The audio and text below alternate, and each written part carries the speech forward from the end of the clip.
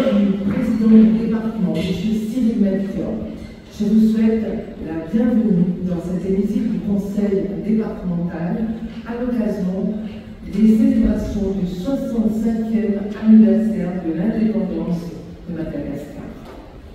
Contrairement aux années précédentes, nous avons fait le choix de ne pas organiser de fête en solidarité et en pensée avec les victimes du cyclone Garance qui a ravagé notre île le 28 février dernier.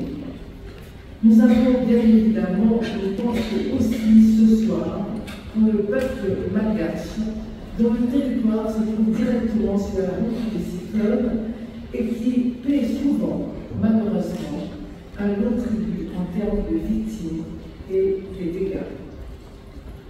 Nous avons donc souhaité ce soir privilégier un temps de convivialité, d'échange, de fraternité, afin d'affirmer avec force et conviction notre attachement à l'amitié franco-malgache.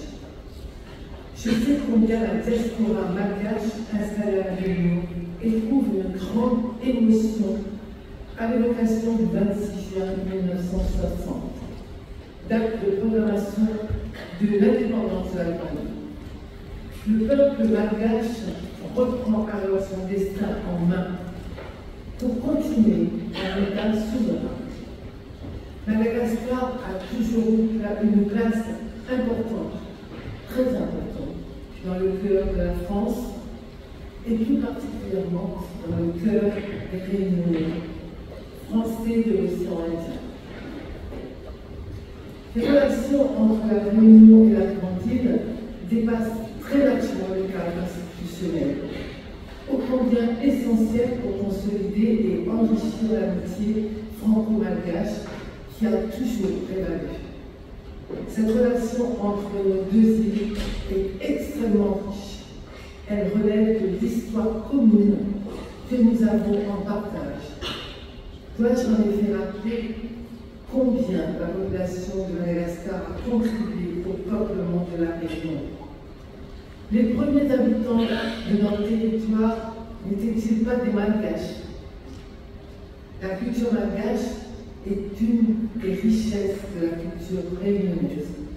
Cette culture pleine de diversité, d'apports variés, venus de tous les horizons. Ces multiples ancrages et ces destins emmêlés doivent nous amener à favoriser le rapprochement de nos peuples, à préserver la paix et à renforcer nos liens.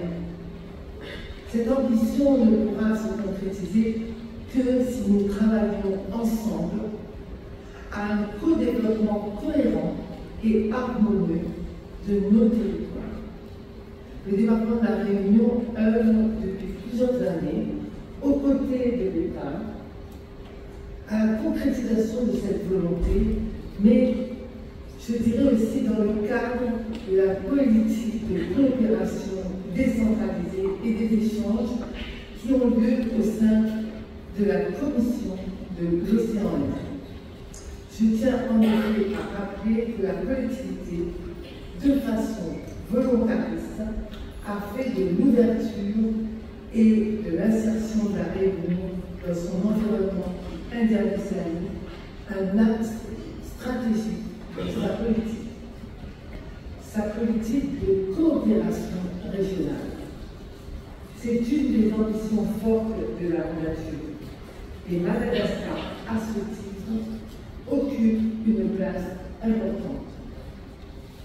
Le département soutient en effet de nombreuses actions de développement menées à Madagascar par des associations dont je tiens ici à saluer l'engagement. Je pense aux interventions remarquables de l'association Médecins de l'Océan Indien, du docteur Firoz Kocha, dans les domaines de la prévention, des soins et de la formation des personnels médicaux. Je citerai aussi les programmes de médecine scolaire mis en œuvre depuis plusieurs années par l'association Xiki dans les écoles de Majanga. Dans le domaine culturel, un un domaine qui m'est cher, puisque vous avez compris, je suis déléguée à la culture, mais ça a été dit tout à l'heure. Le département soutient le développement de l'iconothèque historique de l'océan Indien en collaboration avec la Bibliothèque nationale malgache et la mise en œuvre du prix littéraire de l'Indien Océanie.